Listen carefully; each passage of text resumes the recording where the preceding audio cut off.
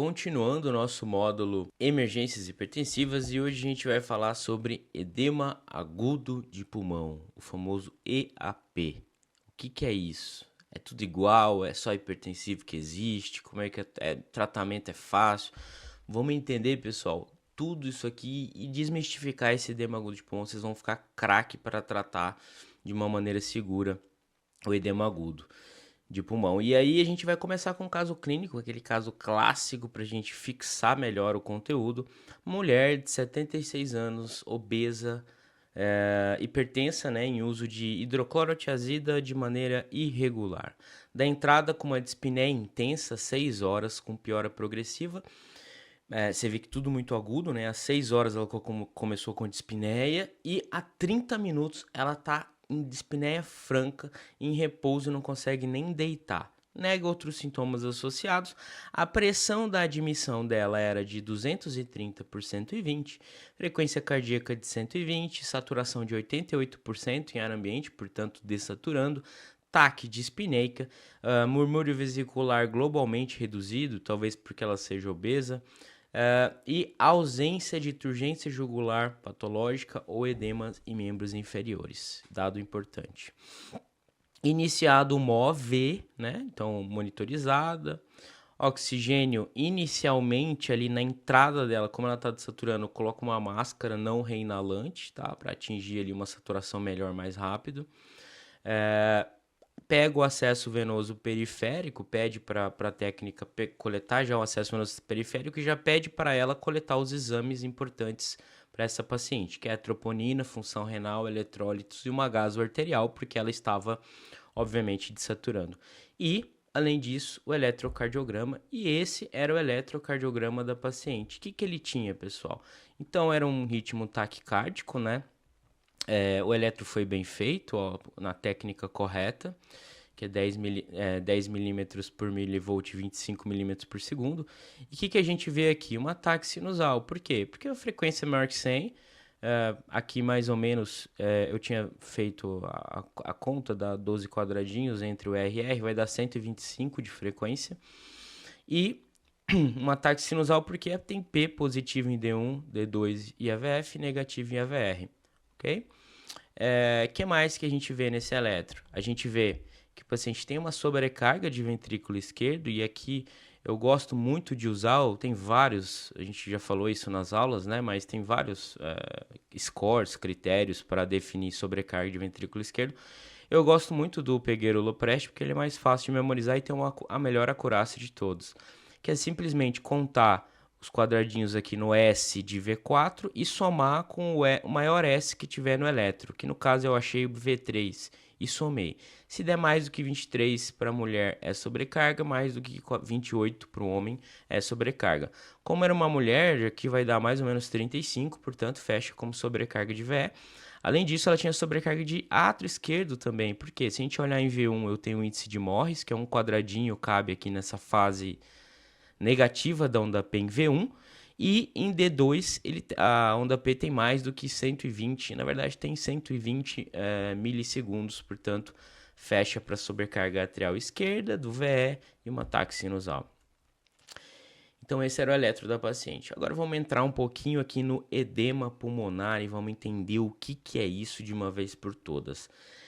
Edema pulmonar, ele é só cardiogênico, só cardíaco? Não. Tá? Isso eu quero que fique. Isso é uma introdução rápida, mas eu quero que esse conceito fique em vocês. Edema pulmonar é o excesso de fluido que ocupa o espaço alveolar e o interstício pulmonar, ok? Levando ali uma complacência do pulmão reduzido, uma taquipneia, dispneia. Esse fluido todo dentro do espaço alveolar, no interstício, diminui a troca ali do oxigênio, então menos oxigênio consegue passar do alvéolo, porque ele está ocupado, para dentro do capilar e ir para as vênulas, veias, e ir para o coração e ser mandado e oxigenado de uma maneira adequada. Portanto, a PO2 começa a cair e tem a dessaturação. Esse tipo de insuficiência cardíaca a gente chama de insuficiência cardíaca do tipo 1, que é a hipoxêmica, quando eu tenho essa ocupação alveolar intersticial. Certo. Por que esse fluido está dentro do pulmão. Aqui vai a diferença. A gente tem dois tipos de edema pulmonar. O edema pulmonar cardiogênico, que é o principal, óbvio, que é secundário ao aumento da pressão de enchimento, da pressão dentro do ventrículo esquerdo. Então, cardiogênico é igual ao aumento da pressão dentro do ventrículo esquerdo, que obviamente repercute para o átrio esquerdo, retrogradamente também vai para o pulmão, capilar pulmonar e congestão. Esse fluido ele sai de dentro do vaso através de uma pressão hidrostática aumentada. E ela é consequência da pressão aumentada lá dentro do ventrículo esquerdo, ok? Fique claro isso. Esse que a gente vai focar, obviamente, na nossa aula. Mas para vocês entenderem que existe edema pulmonar não cardiogênico, não é secundário ao aumento da pressão dentro do VE, tá?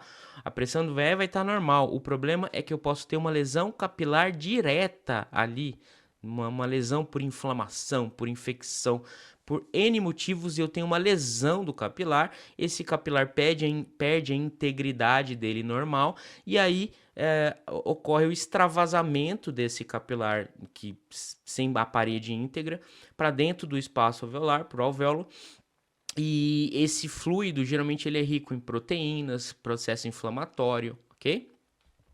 E causam os mesmos sintomas do edema, que é um edema pulmonar, né? E quais as causas tem do edema pulmonar não cardiogênico? Bom, a principal delas é a síndrome do desconforto respiratório agudo, a famosa SDRA, a antiga SARA. Essa é a mais comum. E por que ela ocorre? É qualquer processo inflamatório no corpo, pode ser dentro do pulmão, por exemplo, uma pneumonia ali inflamando aquele pulmão, pode.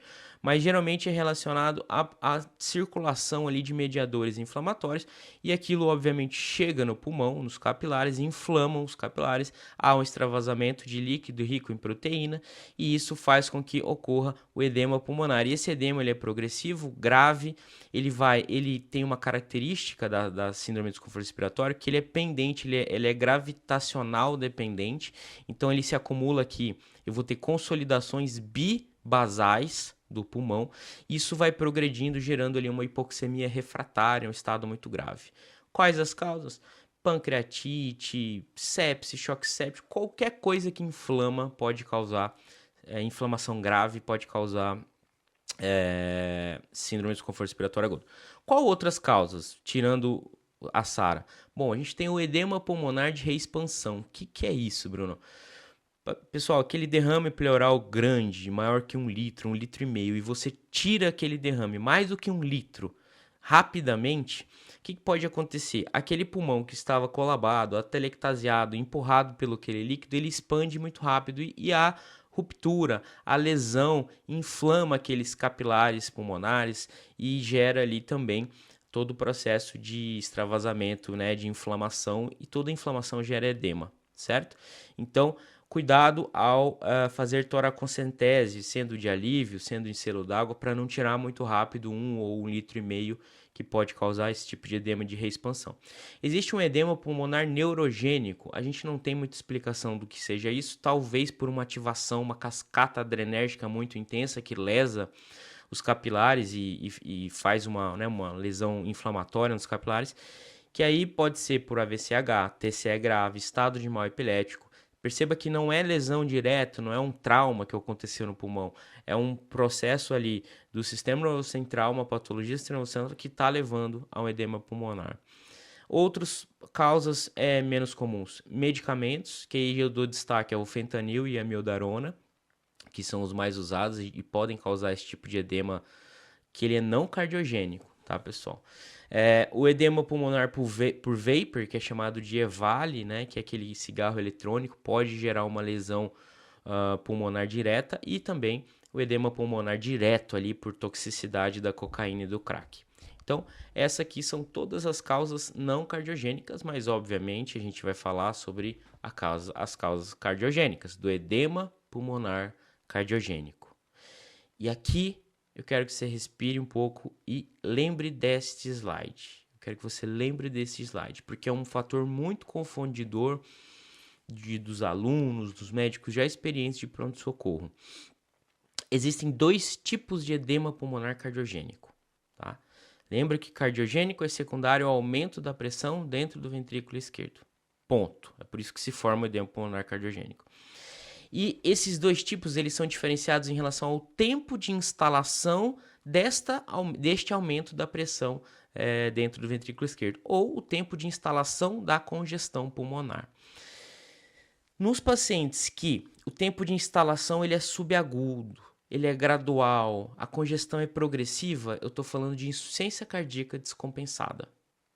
Então, um tipo de edema pulmonar cardiogênico é da insuficiência cardíaca descompensada, da congestão pulmonar da insuficiência cardíaca. Como é que ela funciona? Viu aqui essa figurinha aqui? Então, a pressão ela vai subindo, esse cara vai retendo mais volume no VE, vai retendo mais volume no VE, vai tendo disfunção, a disfunção vai piorando até que chega um momento em que ele chega ali com muita congestão para você. Mas ele vai relatar que ele estava dispneico, que essa dispneia é progressiva ao longo de meses, semanas. Depois ele passou por ortopneia, depois de urgência jugular e até ele se apresentar a você. Então ele vai se apresentar no pronto-socorro ao longo de dias, semanas. É progressivo essa congestão pulmonar, ok? Insuficiência cardíaca descompensada, sendo ela ICFEP ou ICFER.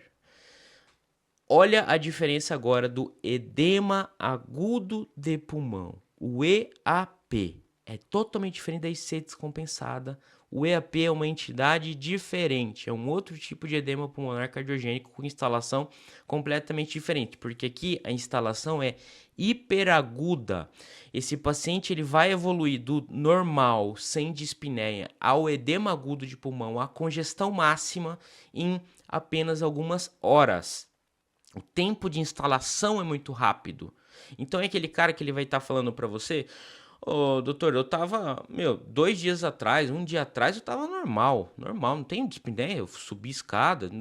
Aí, hoje, minha pressão subiu, ou por outro motivo, e eu comecei a ter muita falta de ar e tô aqui, que eu não aguento nem falar direito. Então, este é o protótipo do edema agudo de pulmão, ok? Na grande maioria das vezes, ele vai ter uma baita de uma descarga adrenérgica. Então, é aquele cara que vai estar sudoreico, agitado. Pessoal, pensa na sensação de uma pessoa afogando ali na frente de você. É a mesma coisa, ele tá afogando e não tá no mar, tá fora do mar. Aquele cara que vai estar sudoreico, agitado, taquicárdico, a extremidade fria de descarga adrenérgica. E a evolução é muito rápida para fadiga respiratória, para falência respiratória, porque ele vai começar a cansar a musculatura. Então, edema agudo de pulmão deve ser tratado como emergência extrema, rápida. E a gente tem 2 principais tipos de edema agudo de pulmão, ou EAP. O clássico, mais comum de todos, o edema agudo de pulmão hipertensivo, que é aquele cara que aumenta muito rápido a pressão dele. Ele é um hipertenso crônico, mas ele saiu de 140 e foi para 230 por 120. Então a pós-carga dele aumentou de uma maneira muito aguda. A pós-carga, o problema é a pós-carga. Esse é o edema agudo hipertensivo. Então essa pós-carga estoura, aumenta lá em cima, aumenta subitamente a pressão dentro do VE e ele espalha para o átrio e para o pulmão. Já o edema agudo não hipertensivo, aí tem outras causas que não é a pós-carga aumentada subitamente. Aqui a gente tem um aumento agudo da pré-carga. O que é isso? O volume de sangue que chega na diástole ali no ventrículo. Então, se ele estava acostumado, por exemplo, a trabalhar com 50 ml na diástole, ok, a pressão não aumenta tanto na diástole. Então ele relaxa, consegue acomodar aqueles 50 ml. Mas o que é esse aumento agudo da pré-carga? É aquele cara que evolui com uma insuficiência aórtica, uma insuficiência mitral aguda. A válvula rompe e toda vez que ele tem ali a diástole, ele na insuficiência aórtica reflui tudo para a diástole. Então ele antes trabalhava com 50, agora ele está trabalhando com 200 ml de sangue. Ele não vai conseguir acomodar aquele de 200 ml, a pressão vai aumentar dentro do VE, vai repercutir para o átrio, vai repercutir para o pulmão. Ou é uma insuficiência mitral, quer dizer, toda vez que ele contrai, que ele tem a sístole, o sangue vaza para o átrio. Só que, pessoal, soma ali o volume que estava no átrio normal de 50 e soma o que vai ali que vaza durante a sístole. Então soma mais 100 ali. Quando vem a diástole, meu amigo, vem 150 ml direto dentro do VL, né, devido à insuficiência mitral. E aí ele também não está acostumado, aumenta a pressão e assim a gente já entendeu. Sobrecarga de volume. Então, as valvopatias agudas são causas de aumento agudo de pré-carga e também de disfunção ventricular. Mas principalmente o edema agudo é pela pré-carga.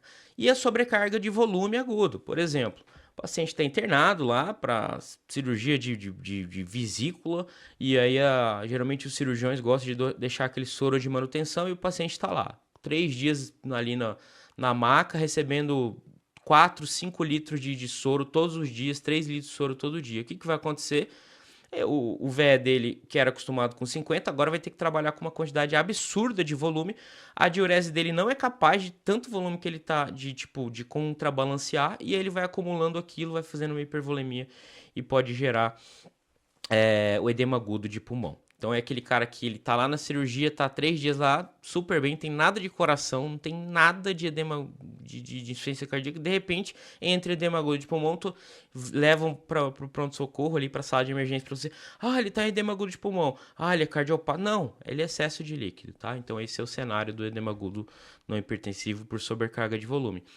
Então, eu tenho um aumento agudo de pré-carga, que é valvopatia aguda ou sobrecarga de volume, e eu posso ter uma disfunção ventricular aguda também. O coração para de contrair adequadamente, acumula muito sangue ali, porque ele não está mandando sangue para a aorta, porque está difícil a contratividade, tem um déficit contrátil. Aquele sangue todo vai acumulando ali de uma maneira aguda e faz o edema agudo de pulmão. Quem são isso? É uma agressão aguda ao VE, né? Uma disfunção ventricular aguda. Quem? Principal causa infarto, tá? Então, um infarto muito extenso pode evoluir ali com KILIP 3, que é o edema agudo de pulmão, e o KILIP 4, que além da congestão, eu tenho choque cardiogênico também. Então, para a gente fixar aqui, edema agudo de pulmão, a gente tem 2 tipos, hipertensivo e não hipertensivo. Aqui eu vou falar, mas ambos, o quadro clínico dos dois são iguais, ok? Que é chamado de flash pulmonary edema, que é o edema pulmonar instantâneo, é o edema agudo de pulmão. Esse termo foi feito justamente para diferenciar da IC descompensada, que ela é gradual. Então, é uma dispneia de início agudo e hiperagudo, minutos a poucas horas. Paciente previamente, geralmente o paciente vai estar super hipertenso, tá? PA maior que 180 por 120. No hipertensivo, tá? No não hipertensivo, ele não necessariamente precisa estar... Geralmente, ele está normotenso ou até hipotenso, ok? Porque o motivo não é a pós-carga, a gente vai falar mais pra frente. Sudorese e ansiedade, então ele vai ter uma descarga adrenérgica importante, porque aquilo se instalou muito subitamente, e ele vai estar desaturando. Lembrar sempre de, nesse cenário de edema agudo de pulmão, excluir outras lesões de órgão-alvo, e aqui a gente tem dor torácica, né? Pensando em síndrome coronariana aguda, sinais focais, pensando em AVC isquêmico ou AVCH, que é motor, né? Cefaleia, vômito, alteração do nível de consciência, pensando no AVCH, HSA, encefalopatia hipertensiva e uma anemia hemolítica e disfunção renal, pensando associado ali a uma hipertensão acelerada maligna também, que a gente vai falar mais pra frente. Então, sempre descartar essas 4 coisas principais ou outras lesões de órgão-alvo que possam estar associados à emergência hipertensiva do edema agudo de pulmão. Edema agudo de pulmão, então, de exame principal que eu preciso é muito pouco, tá? Então eu preciso de exames laboratoriais quais? Função renal e eletrólitos principalmente, tá, pessoal? Para descartar a hipertensão acelerada maligna, disfunção renal aguda, tudo isso. E troponina, certo? Troponina porque o edema agudo de pulmão ele pode ser um que a gente chama de equivalente anginoso. A pressão pode subir muito rápida num contexto de síndrome coronariana, junto com a própria disfunção diastólica e sistólica do infarto, tudo isso junto vai gerar ali um edema agudo de pulmão. E o paciente, em alguns casos, por exemplo, mulher, idoso, doença renal crônica, transplantado cardíaco, eles podem não ter dor torácica típica, diabético, pode não ter dor torácica típica, ou às vezes ele nem tem dor torácica e a manifestação ali se manifesta através do edema agudo de pulmão. Então, eu tenho essa disfunção do VE aguda ali e ele se manifesta através do edema agudo de pulmão sem dor torácica. Por isso, o equivalente anginoso. Então, por isso a gente sempre pede troponina. BNP, NT-proBNP também, mas se eu tiver na dúvida de uma insuficiência cardíaca associada, urina 1, O EAS com proteinúria e beta-HCG se eu estiver pensando numa gestante que possa ter ou não pré-eclâmpsia ou eclâmpsia, e o D-dímero se eu tiver na suspeita de TEP com baixa probabilidade, Wells baixo, ou uma dissecção de aorta. Beleza. Exame de imagem, eletrocardiograma, radiografia de tórax e ultrassom pulmonar. Principalmente eletro e ultrassom pulmonar. Se não tiver, vai na radiografia mesmo, tá? Que já te ajuda muito. Por quê? Esses exames de imagem do pulmão, eles não só são diagnósticos, né? Então, se o paciente evolui com uma dispneia súbita, pode ser um TEP. Só que o TEP dá o pulmão limpo. Se tiver congestão, pensar em edema agudo de pulmão. Então, não só ele consegue identificar a congestão, como também ele consegue ver evolutivamente. Então, eu vou tratando o paciente, posso repetir ali o ultrassom pulmonar, até o raio-x, e vejo se ele teve uma melhora daquele quadro ali de congestão pulmonar. Então, ele é evolutivo. Então, esses são os principais exames: eletro, raio-x e ultrassom de pulmão. E TC sem contraste, se eu pensar numa pneumonia associada, porque é difícil ver no raio-x pneumonia junto com congestão, fica tudo misturado, na TC fica melhor. Angiotomografia, se eu pensar em TEP ou dissecção de aorta, e o eco transtorácico, se eu tiver no contexto ali de insuficiência cardíaca. Se tiver eco no seu pronto-socorro, ou se você sabe fazer POX, é interessante sempre fazer nesses casos. Radiografia de tórax, raio-x de tórax no edema agudo de pulmão, é importante a gente saber, é um exame barato que tem em todo lugar e muita gente às vezes não sabe meio analisar, tá? Vamos entender aqui como é que funciona. São 4 coisas que eu preciso olhar ali no raio-x. Congestão perilar bilateral, que é chamada de congestão em asa de morcego. Cefalização da trama vascular, que é quando a trama vascular ela parece muito predominante no ápice também. Linhas B de Kerley e área cardíaca aumentada. O índice cardiotorácico, né? Vamos falar de cada uma. Presença de congestão perilar, vamos entender. Olha aqui, ó. Aqui são os hilos pulmonares, eu tenho um borramento do hilo, né? Uma congestão aqui, um borramento perilar em ambos os hilos pulmonares. Além disso, o que eu observo aqui nas setas? Eu tenho uma vascularização aumentada, uma trama vascular aumentada no ápice do pulmão. É para acontecer isso numa pessoa normal? Não, não é. Porque a vascularização no raio-x numa pessoa normal, ela aparece, os vasos, ela poupa sempre a periferia, tá? Então, os vasos eles vão aparecer nos 2/3 aqui laterais aqui, mas poupa a periferia. Então, não é para eu ter vaso na periferia numa pessoa normal. Além disso, nos 2/3 inferiores eu tenho vaso, mas no ápice do pulmão ele é mais ventilado, ele é mais aerado do que quantidade de vasos, justamente pela gravidade, o sangue desce. Então não é para ter muito vaso, nem na periferia do pulmão, nem no ápice do pulmão bilateralmente, certo? Na congestão, eu tenho esse edema perilar e eu tenho aqui como a pressão hidrostática aumentou tanto que ela venceu a gravidade e eu começo a ter muito vasos proeminentes aqui nos ápices pulmonares, indicando, obviamente, aumento da pressão dentro do VE, pressão hidrostática e congestão pulmonar. O que mais? Lembra que eu falei que os vasos e a congestão, eu não vejo imagem aqui na periferia, né, do terço externo aqui do pulmão? Pois é, as linhas B de Kerley aparecem esses raios aqui, essas pequenas estrias, listras, vindo aqui, linhas brancas, vinda da periferia, né, subpleural, em direção ao coração, em direção ao centro. Isso aqui são chamadas de linhas B de Kerley, né, são linhas horizontais que partem aqui do subpleural, ok? E isso aqui, pessoal, indica edema intersticial, enquanto a congestão perilar, ela indica ali um edema alveolar, né, e intersticial, aqui é mais indicação ali de um edema intersticial. Então ela pode aparecer em umas fases mais precoces ali da congestão, ok? Assim como a cisurite, né, o pessoal fala cisurite ou cisuras interlobares marcadas. Isso também indica congestão, excesso de fluidos no interstício pulmonar, né? Então, linhas B de Kerley e cisurites também indicam congestão pulmonar. Índice cardiotorácico, ele é um importante, obviamente com o advento do eco ele perdeu muito a sua funcionalidade, mas em algumas situações onde você não tem eco, ele é importante. Lembrando que o índice cardiotorácico eu tenho que medir ele paciente em pé, tá?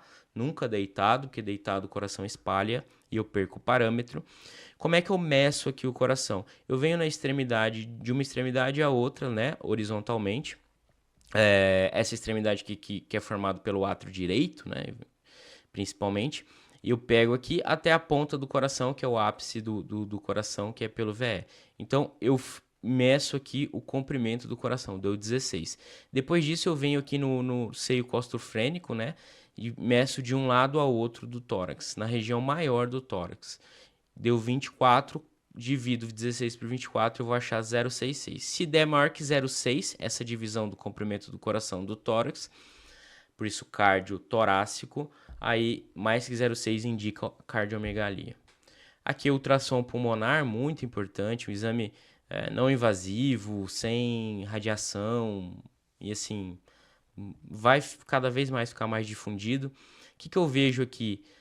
O grande marco do ultrassom pulmonar para avaliar congestão é que são linhas Bs bilateralmente, tá? Linhas B não é linha B de Kerley, tá? No pulmão existe, no ultrassom pulmonar existe linha A e linha B. Linha A é normal, que é a reverberação da pleura, que são linhas horizontais. As linhas verticais, que partem da pleura até a ponta aqui da imagem do pulmão, e elas se movem com a movimentação do pulmão. Essas linhas verticais brancas que se movem partindo da pleura são chamadas de linhas B, que se bilaterais indica no contexto clínico congestão pulmonar, ok? Lembrando que eu preciso ter mais do que 3 linhas B nesse espaço aqui nessa janela pulmonar, tá? Para considerar como congestão. E elas se movem, perceba? Por que acontece essas linhas B? Porque o som, quando ele passa nesse pulmão cheio de líquido no interstício, ele ganha um reforço acústico. Ele vai acelerando mais. E a gente consegue observar isso através desse raio dessas linhas B. Bom, então vamos lá agora ao manejo do edema agudo de pulmão. Agora chegou a principal parte da aula, né, pessoal?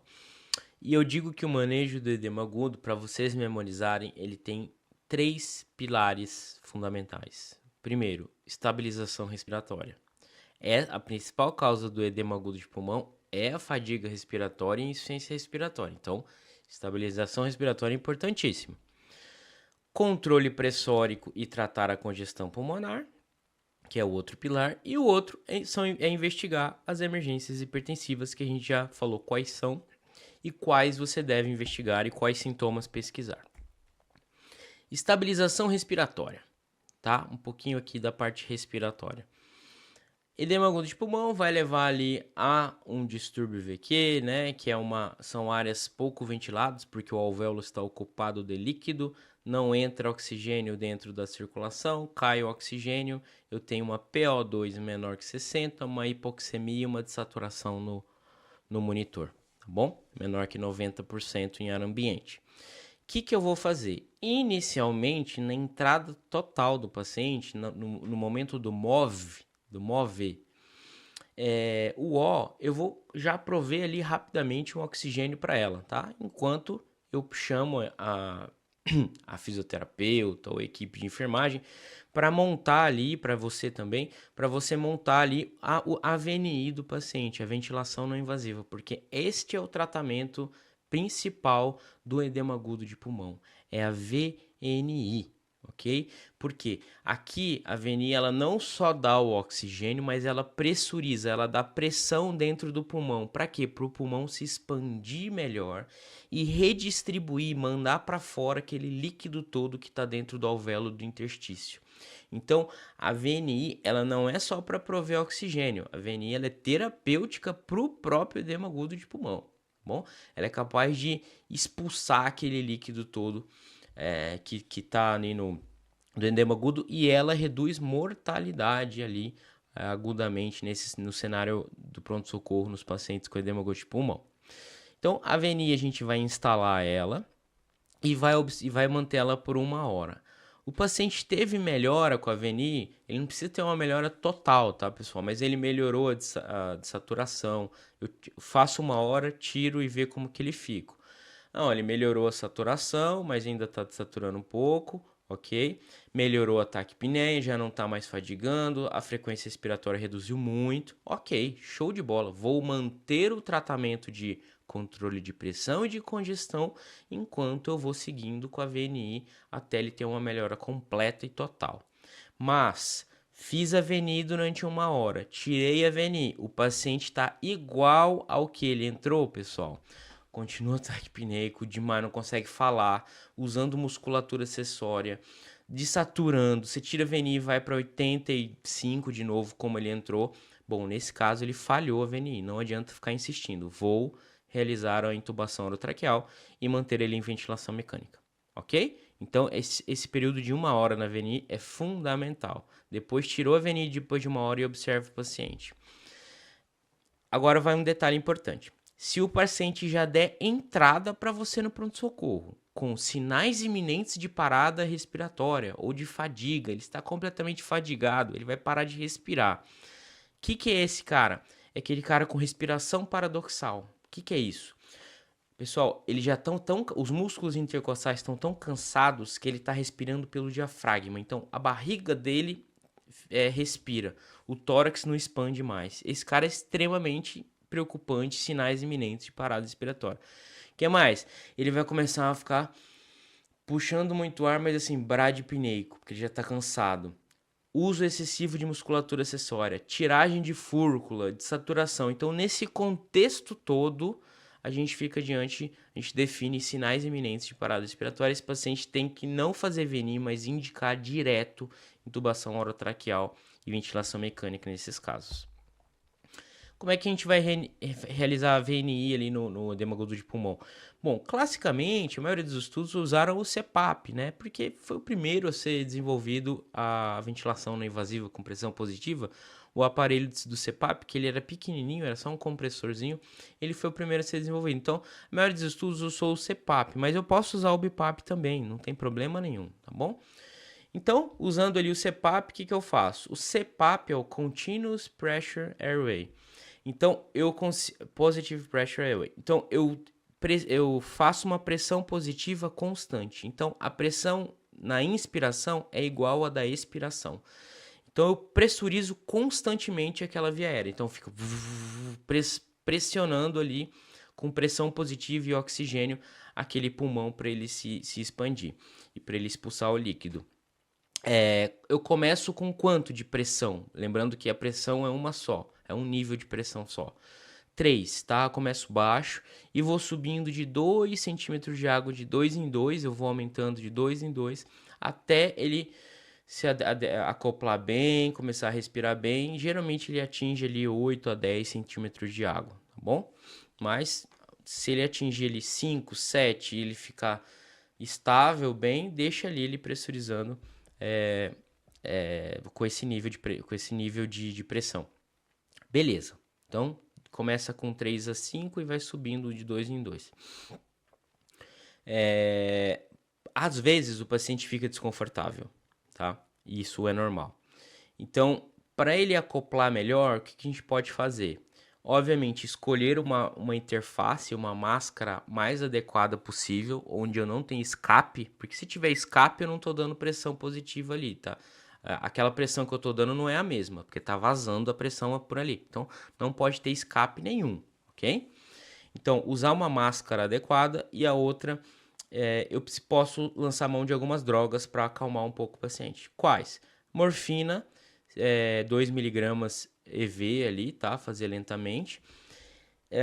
Mas a melhor escolha, e que a gente faz geralmente nos hospitais quando tem esse recurso, é a dexmedetomidina, que é o Precedex, que é um sedativo, pessoal, que não tira o nível de consciência, ele não seda completamente o paciente. O paciente vai ficar num RAS ali menos 1 a 0, normal, acordado, só que calmo. Ele tira essa ansiólise, ele é um ansiolítico, né? Tira essa ansiedade do paciente.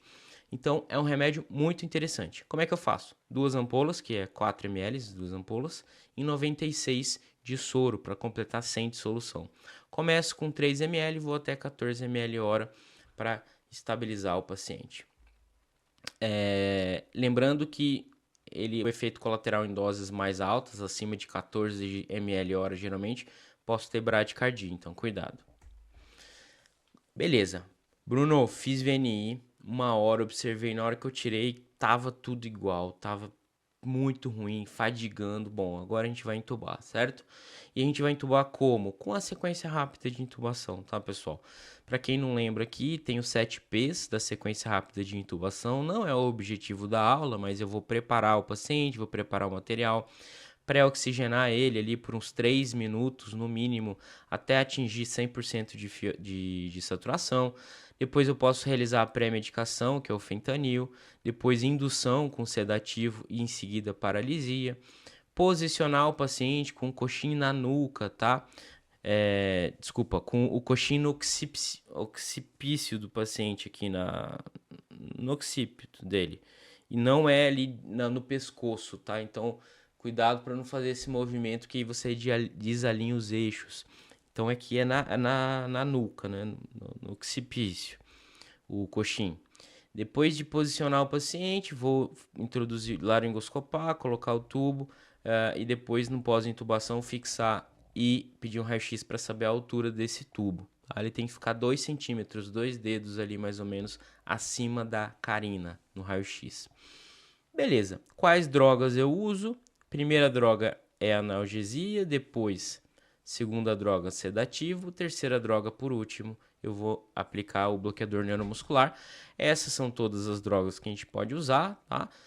Analgesia a gente faz com fentanil, de sedativo tomidato, midazolam, propofol e o bloqueador neuromuscular succinilcolina, lembrando que é contraindicado succinilcolina se tiver hipercalemia, aí eu tenho que usar sempre o rocurônio, ok? Aqui um print para vocês memorizarem as doses. Como eu memorizei? Em relação ao fentanil, 1 ou 2 ml de fentanil, geralmente 2 ml de fentanil já é o bastante. Lembrar que fazer lento, 3 a 5 minutos, lentamente, para não fazer tórax rígido. Sedativo, como é que eu memorizo? Então, as doses etomidato e midazolam, elas têm as mesmas doses, 0,3 mg por quilo. E o propofol e a ketamina têm geralmente a mesma dose, 1,5 a 2 a 1 a 2 miligramas por quilo, ok? A dose em bolos.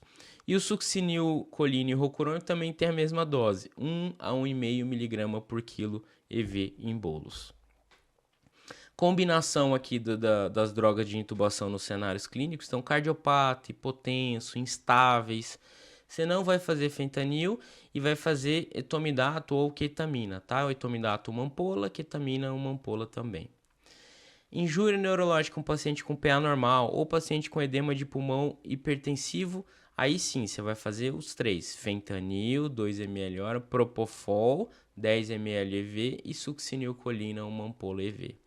E broncoespasmo grave, o sedativo que você vai escolher ou é o propofol ou ketamina ou ketofol, que é a mistura dos dois, tá bom?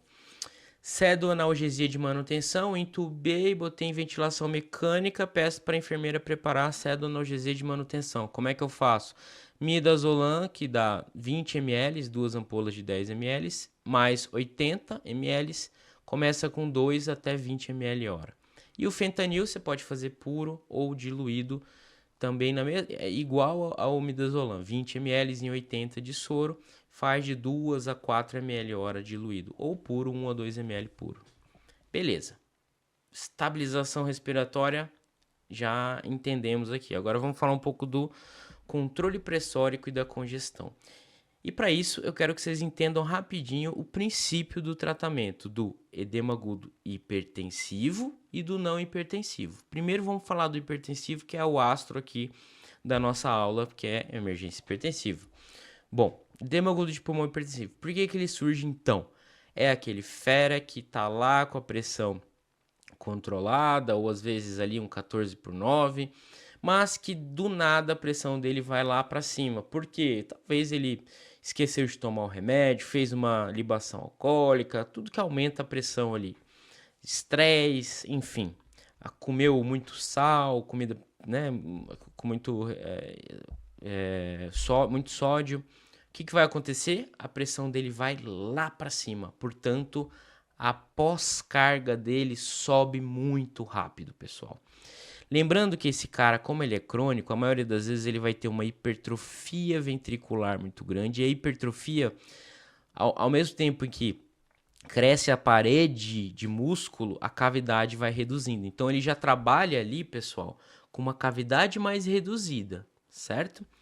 Quando eu venho junto uma pressão, uma pós-carga super aumentada, quando esse VF vai contrair, ele vai encontrar uma parede de pressão contrária aqui, que é essa pressão alta, que é a pós-carga aumentada.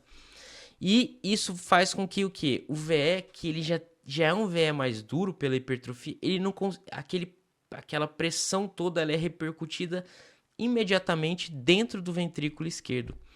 Por quê? Porque como ele não consegue mandar esse sangue para frente, o sangue se acumula aqui rapidamente e a pressão explode, vai lá para cima. Essa pressão é repercutida no átrio imediatamente, que é repercutida no pulmão imediatamente, e de maneira muito aguda ele faz um edema agudo de pulmão hipertensivo através dessa congestão absurda, com todos aqueles sintomas adrenérgicos. Então aquele cara vai estar afogando, certo?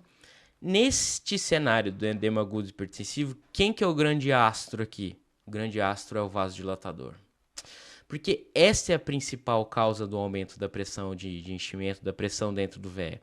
Se eu tiro essa camada absurda de pressão contrária que é o esvaziamento do VE, o VE volta a esvaziar, volta a mandar esse sangue de uma maneira normal, a pressão aqui cai e ele tende ali a sair do edema agudo de pulmão. Portanto, vasodilatador endovenoso nitroprociato é o grande astro. Esta é a principal droga do edema agudo de pulmão hipertensivo, porque a causa principal é a pós-carga aumentada, é a pressão aumentada.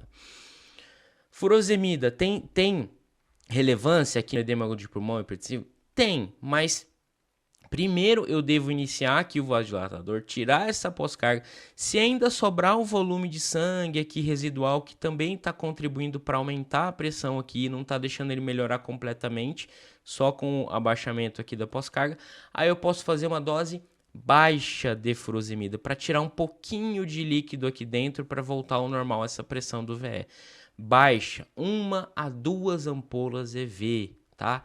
Nada de 1 miligrama por quilo EV em bolos, tá? 1 a 2 ampolas.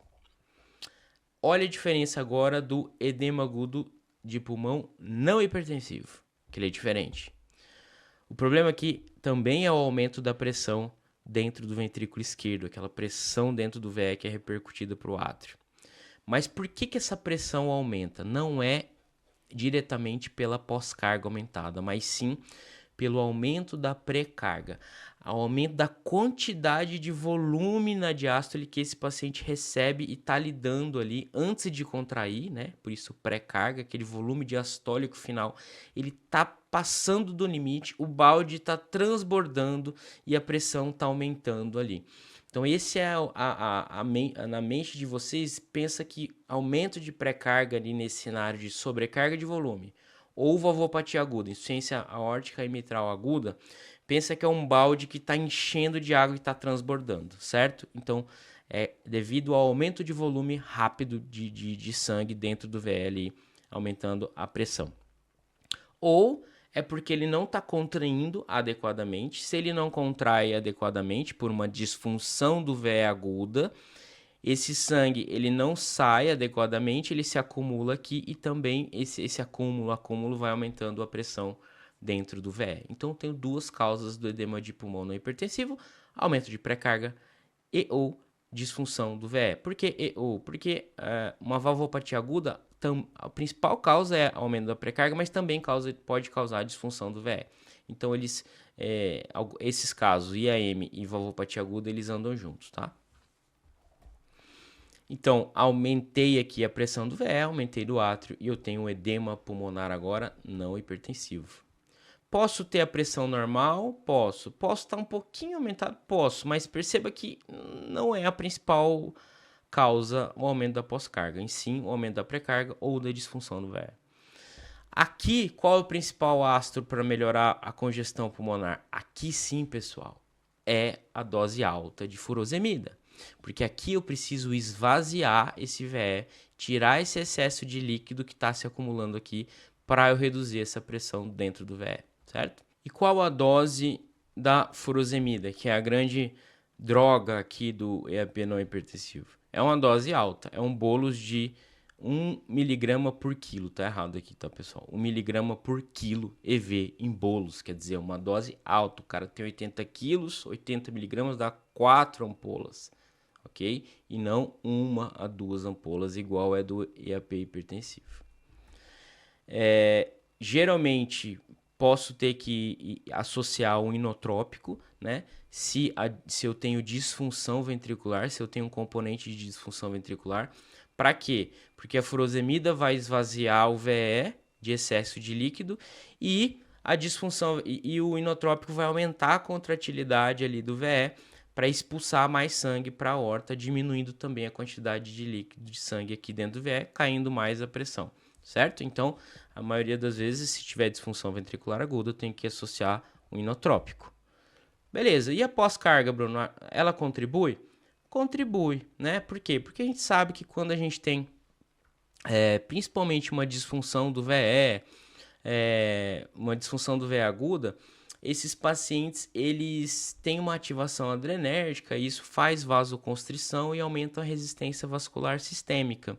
Só que não aumentam a ponto de fazer hipertensão, tá? Da pressão subir muito. Então a pressão ou normaliza ou ela ainda continua baixa, porque eu tenho uma disfunção do VE.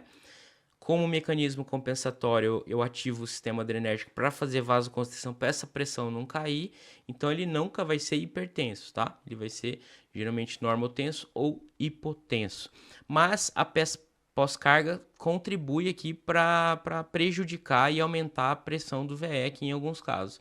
Então, às vezes, se a pressão do paciente estiver adequada, a sistólica acima de 100, o vasodilatador pode ajudar para tirar essa vasoconstrição e esvaziar melhor o VE por aqui. Então, o controle da PA e tratar a congestão, a gente divide em dois tipos, né? Dois tipos de tratamento.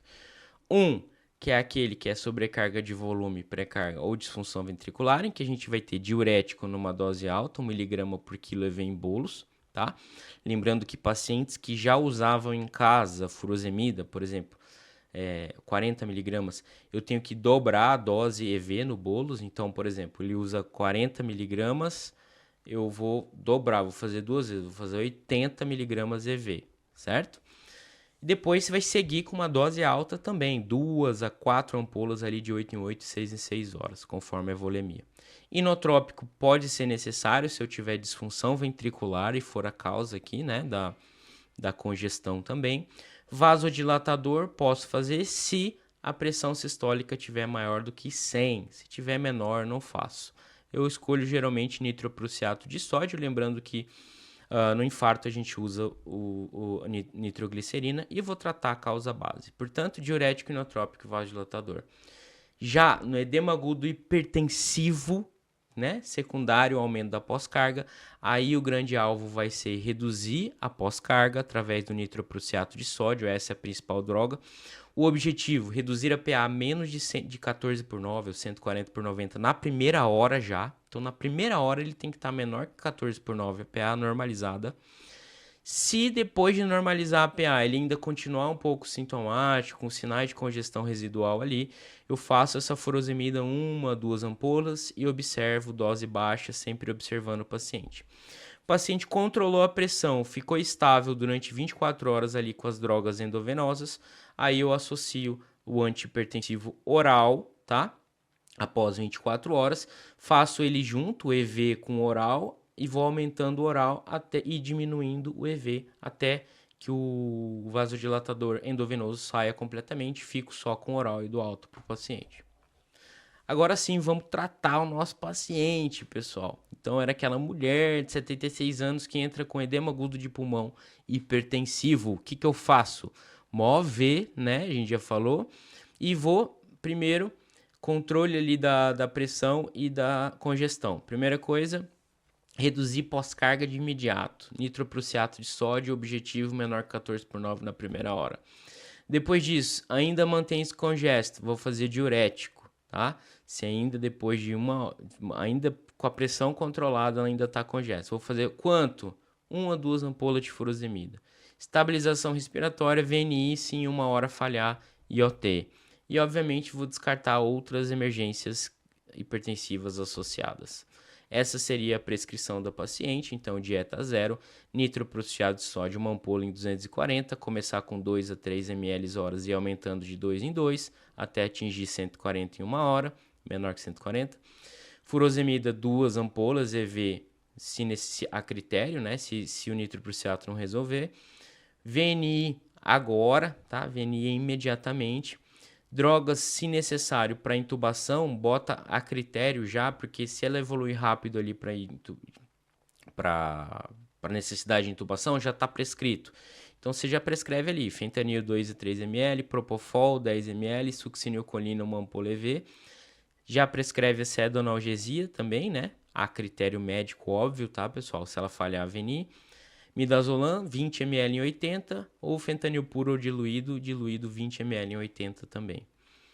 Sondagem vesical de demora, sempre para monitorizar e também porque você vai dar diurético, provavelmente vai dar diurético e monitorização contínua. Essa seria a prescrição de pronto-socorro, show de bola. É isso aí, pessoal. Espero que vocês tenham gostado. Até a próxima.